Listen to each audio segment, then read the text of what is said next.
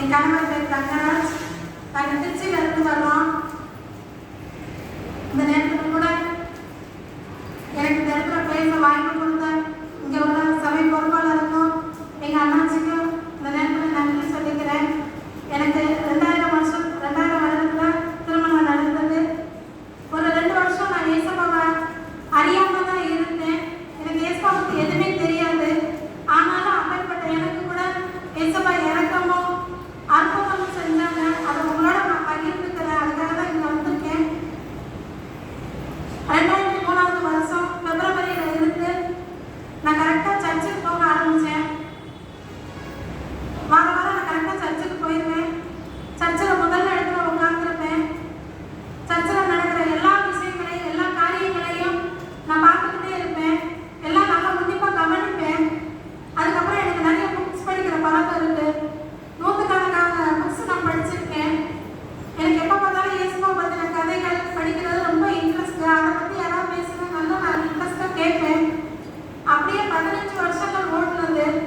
ஞாயிற்றுக்கிழமை நான் எங்கேயுமே போக மாட்டேன். நான் எப்போதும் போகிறேன், ரெகுலராக போகிறேன். எங்கே சர்ச்சுக்கு தான் நான் போகுவேன். எந்த ப்ரோக்ராம் நல்லது கட்டது எதுவுமே நான் போக மாட்டேன். 15 வருஷம் அப்படியே இருந்தது. 2015 வருஷம் எனக்கு ஏசப்பா இறக்க பாராட்டினாங்க.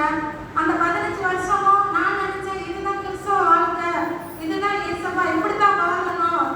நான் நல்ல ஒரு கிறிஸ்துவ பெண், நல்ல கிறிஸ்துவ வாழ்க்கை வாழ்க்கை, ஏசப்பாவை நல்லா அழிச்சுக்கிட்டேன் அப்படின்னு சொல்லி நானும் எனக்குள்ள நினைச்சுக்கிட்டேன். அது எனக்கு ஏசப்பா பத்தின எந்த ஒரு புரிதலோ எந்த நாலேஜும் எனக்கு இல்லை. 2015 வருஷத்துல எங்க மச்சான் மகனுக்கு கல்யாணம் ஃபிக்ஸ் பண்ணியிருந்தாங்க. அந்த பையன் 15 வருஷம் என்கிட்ட தான் வளர்ந்தான்.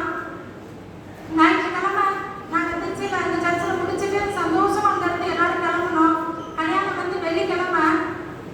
நாங்கள் இருந்து ஞாயிற்றுக்கிழமை கிளம்பும் போது நல்லா உற்சாகமா சந்தோஷமா நடந்து போனேன். ஞாயிற்றுக்கிழமை நைட்டு எங்கள் மாமியார் வந்து குற்றாலம் பக்கத்தில் பரமன்றாபுரங்கிற கிராமம். நைட்டு அந்த டயத்தில் நாங்கள் போய் சேர்ந்தோம். அங்கே போனோம்னா என் காலில் வலி எடுத்தது. தொட்டு பார்த்தா என் காலில் ஒன்றுமே தெரியல. ஒரு சின்ன வேர்க்குற அளவுக்கு தான் ஒரு புண்ணு இருந்துச்சு. ஆனால் அதில் எனக்கு வலி இருந்தது. நான் எங்கள் மாமியாருக்கு சொன்னேன், எனக்கு கால் வலிக்குது அப்படின்னு சொன்னேன். எங்கள் மாமியார் சொன்னாங்க, கல்யாண வீட்டு வேலை இருக்கு, சும்மா விளையாட பேசாமல் தூங்குங்க, காலையில் எழுந்திரிச்சு வேலை பார்க்கணும் அப்படின்னு சொன்னாங்க. ஒரு வாரம் கல்யாண வேலை பார்க்குறதுக்காக நான் போயிருந்தேன். காலையில் எல்லாரும் தூக்குறாங்க, எனக்கு தூக்கம் வரல. கால் வலிச்சதுனால எனக்கு தூக்க முடியலை. கொஞ்ச நேரத்தில் என்னோட கால் வீங்க ஆரம்பிச்சது. திங்கக்கிழமை காலையில் என்னோட கால் வீங்க ஆரம்பிச்சது. என்னால் நடக்க முடியலை. நான் ஒரு இடத்துல உட்காந்தே தான் இருந்தேன். கால் வீங்கினதுனால ஹாஸ்பிட்டல் கொண்டு போனாங்க. கால் சரியாகவே இல்லை. மாத்திரை ஊசி எல்லாமே கொடுத்தாங்க, சரியாகல.